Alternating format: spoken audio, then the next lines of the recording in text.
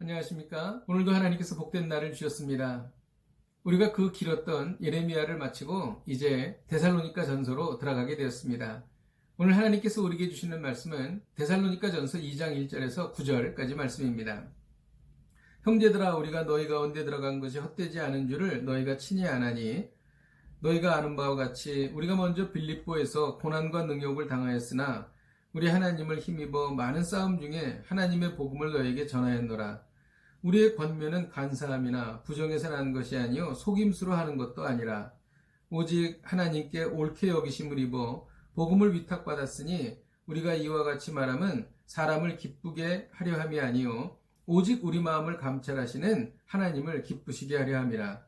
너희도 알거니와 우리가 아무 때에도 아첨하는 말이나 탐심의 탈을 쓰지 아니한 것을 하나님이 증언하시느니라. 또한 우리는 너희에게든지 다른 이에게든지 사람에게서는 영광을 구하지 아니하였노라. 우리는 그리스도의 사도로서 마땅히 권위를 주장할 수 있으나 도리어 너희 가운데서 유순한 자가 되고 유모가 자기 자녀를 기름과 같이 하였으니 우리가 이같이 너희를 사모하여 하나님의 복음뿐 아니라 우리의 목숨까지도 너희에게 주기를 기뻐함은 너희가 우리의 사랑하는 자 됨이라.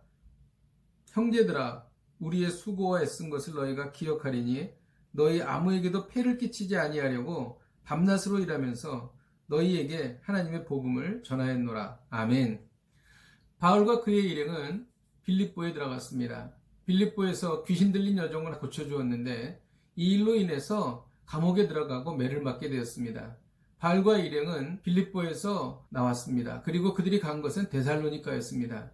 데살로니가에서도 많은 환난과 고난을 겪었지만 그들은 거기에서 복음을 전했습니다. 바울은 데살로니가에서 복음을 전한 일이 헛되지 않았다라고 말합니다. 많은 사람들은 인생이 헛되다고 말합니다. 그리고 실제로 그렇게 헛되게 많은 사람들이 살아가고 있지요. 그런데 바울의 인생이 헛되지 않았고 이 헛되지 않았던 이유가 무엇일까요? 그것이 바로 4절에 나와 있습니다. 사람을 기쁘게 하려 함이 아니요 오직 우리 마음을 감찰하시는 하나님을 기쁘시게 하려 함이라고 기록합니다. 사람이 아닌 하나님을 기쁘시게 해드렸기 때문입니다. 대부분의 사람들은 자기 자신을 기쁘게 하기 위해 인생을 살거나 가족을 기쁘게 하기 위해서 인생을 살아갑니다. 그래서 인생이 불행하고 의미가 없게 되는 것입니다. 왜냐하면 하나님께서 우리를 만드실 때 하나님을 기쁘시게 해드려야 우리의 인생이 기쁘도록 만드셨기 때문입니다. 하나님을 어떻게 기쁘시게 해드릴 수 있을까요? 이것이 오늘 본문에 나와 있습니다. 6절에 보면 사람에게 영광을 구하지 않고 하나님께 영광을 올려드려야 한다는 것입니다. 나의 영광, 사람의 영광을 구하지 않고 오직 하나님께 영광을 올려드리는 것입니다. 또 7절에는 성도들을 영적으로 돌보는 것에 대해서 말하고 있습니다. 아이들이나 추신자를 정성을 다하여 영적으로 섬겨야 할 것입니다. 또 8절에 보면 자신의 소중한 것을 주어서 이웃을 사랑하라는 것입니다. 하나님이 가장 기뻐하시는 일이 무엇일까요? 그것을 오늘 본문에 기록하고 있는데 그것은 복음을 전하는 것입니다. 2절 후반절에도 9절 후반절에도 기록되어 있습니다. 너희에게 하나님의 복음을 전하였노라. 그렇습니다. 우리의 관심은 우리의 필요한 것을 얻는 데 있지만 하나님의 관심은 복음을 전하는 데 있는 것입니다. 돈을 많이 벌거나 많은 업적을 이루는 것을 중요하게 생각할 수도 있습니다. 그러나 이런 것들은 시간이 지나면 다 사라져 버리는 것입니다.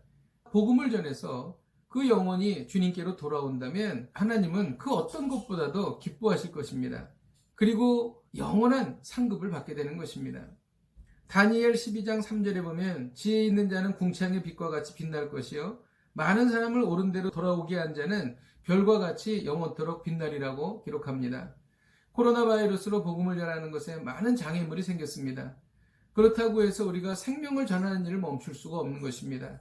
지혜롭게 그리고 담대하게 우리가 복음을 전해야 할 것입니다. 오늘도 이 말씀 붙잡고 승리하십시오. 내일 뵙겠습니다.